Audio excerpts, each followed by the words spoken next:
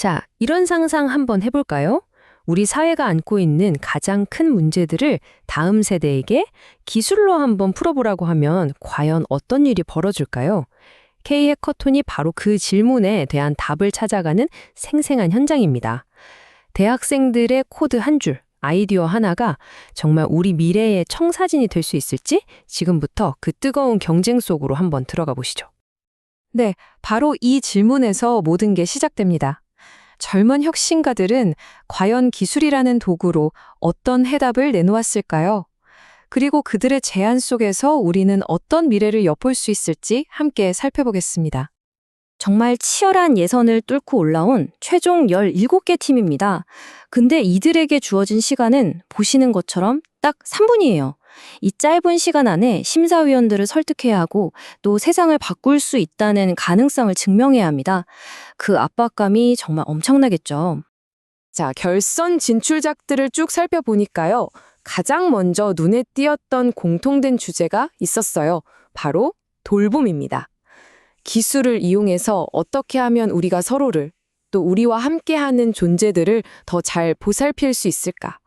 학생들의 첫 번째 대답 한번 들어보시죠. 그 시작은 한국 사회의 가장 현실적인 고민, 바로 저출산 문제와도 맞닿아 있습니다. 일과 육아, 그 아슬아슬한 줄타기를 매일 하고 있는 맞벌이 부모들의 어려움이죠. 한 팀이 바로 이 문제에 도전장을 내밀었습니다. 이 팀이 내놓은 해답은 워킹 페런츠라는 앱인데요.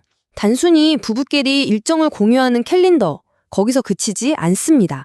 가사 노동까지 추적해서 공평하게 분담하도록 돕고요. 근데 진짜 핵심은 바로 이거예요. 이웃 네트워크 기능. 급할 때 믿고 맡길 이웃과 연결해서 아이 등하원을 부탁하는 말 그대로 온 마을을 함께 아이를 키우는 시스템을 기술로 구현하겠다는 거죠. 다음은 또 다른 형태의 돌봄 문제입니다. 바로 반려동물 유기. 한 팀은 이 문제를 사후 대처가 아니라 예방이라는 관점에서 접근했어요. 너무 귀여워서 덜컥 입양했다가 막상 키워보니 현실적인 어려움에 부딪혀서 동물을 버리는 그 비극을 애초에 막아보자는 겁니다. 그 해결책이 정말 기발합니다. 바로 증강현실 AR 기술을 썼어요. 앱을 켜면 내 방에 귀여운 가상 강아지가 막 돌아다니죠. 근데 여기서 끝이 아니에요. 이 앱은 현실을 아주 적나라하게 보여줍니다. 예를 들어 퇴근했더니 AR 강아지가 집을 난장판으로 만들었다는 알림이 뜨고요. 가상의 병원비 청구서가 날아오는 식이죠. 이렇게 입양하기 전에 책임감의 무게를 먼저 체험하게 해서 신중한 결정을 돕겠다는 정말 사려 깊은 접근 방식입니다. 자, 그럼 이제 돌봄의 대상을 사람과 동물에서 우리가 발딛고 사는 지구로 한번 확장해 볼까요? 두 번째 핵심 주제는 바로 환경입니다. 학생들이 기술로 도시와 자연의 지속 가능성을 높이기 위해 어떤 고민들을 했는지 한번 들여다보겠습니다. 요즘 전기차는 정말 많아졌는데 충전은 여전히 전쟁이죠. 충전구역에 떡하니 주차된 일반 차량, 충전 다 끊었는데도 차를 안 빼는 얌체족. 아마 전기차 운전자라면 누구나 겪어봤을 스트레스일 겁니다. 슬기로운 충전 생활이라는 앱은 AI 카메라라는 첨단 기술로 이 문제를 정면 돌파합니다. AI가 24시간 충전 구역을 감시하면서 영상 인식을 통해 일반 차량인지 충전이 끝난 전기차인지 자동으로 식별하고 신고까지 해주는 시스템이죠. 정말 똑똑하지 않나요?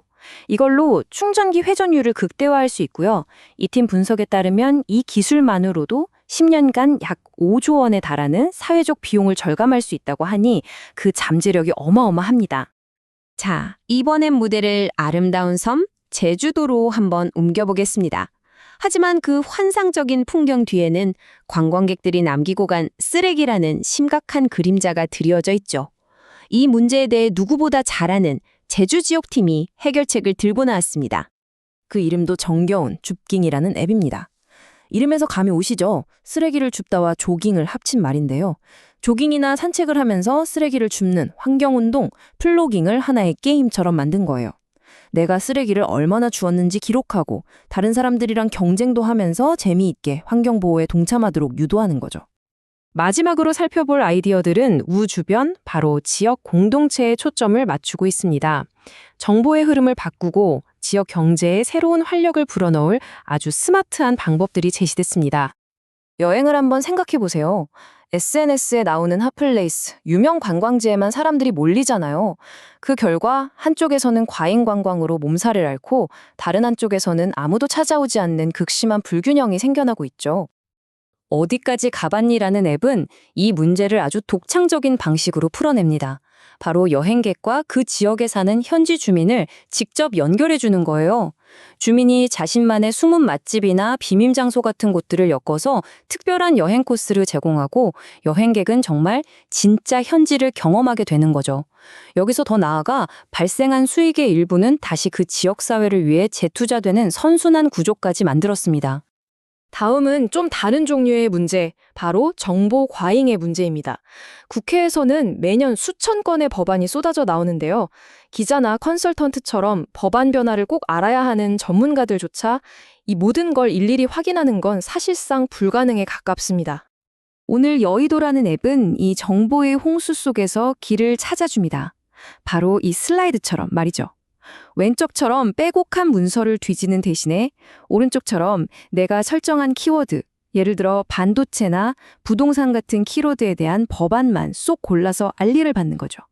바뀐 부분은 색깔로 명확하게 비교해주고 진행 상황까지 실시간으로 알려주니까 이건 뭐 정보 접근의 차원이 달라지는 겁니다. 와, 지금까지 정말 훌륭하고 기발한 아이디어들을 살펴봤습니다. 하지만 K-해커톤은 단순한 아이디어 경연 대회가 아니죠. 이제 심사위원들의 날카로운 현실 점검이 시작됩니다. 혁신적인 아이디어와 냉정한 실행 가능성, 그 사이의 팽팽한 긴장감을 한번 느껴보시죠. 훌륭한 아이디어는 시작일 뿐이다. 이 한마디가 모든 걸 말해주는 것 같습니다. 심사위원들은 반짝이는 아이디어를 넘어서 그 아이디어가 과연 실제로 세상에 나와서 살아남을 수 있는지를 집중적으로 파고들었습니다. 실제 심사 기준을 보면 이 점이 더 명확해집니다. 사회에 얼마나 좋은 영향을 미치는가, 즉 사회적 영향력과 기술적으로나 현실적으로 실현이 가능한가, 이 두 항목이 각각 30%로 가장 높은 비중을 차지했죠. 사업 잠재력과 독창성이 그 뒤를 이었고요. 다시 말해 좋은 의도만으로는 부족하다는 냉정한 메시지입니다. 심사위원들은 정말 구체적이고 날카로운 질문들을 던졌습니다. 예를 들어 워킹 페런치 앱에게는 이웃에게 아이를 맡길 때 가장 중요한 신뢰 문제를 어떻게 해결할 건가요? 또 수많은 여행 앱들 사이에서 어디까지 가봤니는 어떻게 마케팅하고 살아남을 건가요? 그리고 거의 모든 팀에게는 정보 지원이 끝나도 지속 가능한 수익 모델이 있나요? 이런 집요한 질문들이 쏟아졌습니다. 자, 이 대학생들의 빛나는 아이디어와 심사위원들의 현실적인 조언, 이 모든 것을 종합해 볼 때 우리는 과연 미래에 대해 어떤 통찰을 얻을 수 있을까요? 이들이 내놓은 해결책들은 결국 하나의 방향을 가리키고 있습니다. 바로 더 따뜻하고 더 지속 가능하며 더 긴밀하게 연결된 사회. 이 앱들은 단순한 기술의 나열이 아니라 다음 세대가 꿈꾸는 사회의 모습, 그들이 무엇을 중요하게 생각하는지를 담은 하나의 청사진과도 같았습니다. 마지막으로 여러분께 이 질문을 던지면서 마무리하고 싶습니다. 만약 여러분에게 단 3분의 시간과 세상을 바꿀 아이디어를 제안할 기회가 주어진다면 여러분은 어떤 기술로 우리 사회의 어떤 문제를 해결하고 싶으신가요? 한번 생각해 보시면 좋겠습니다.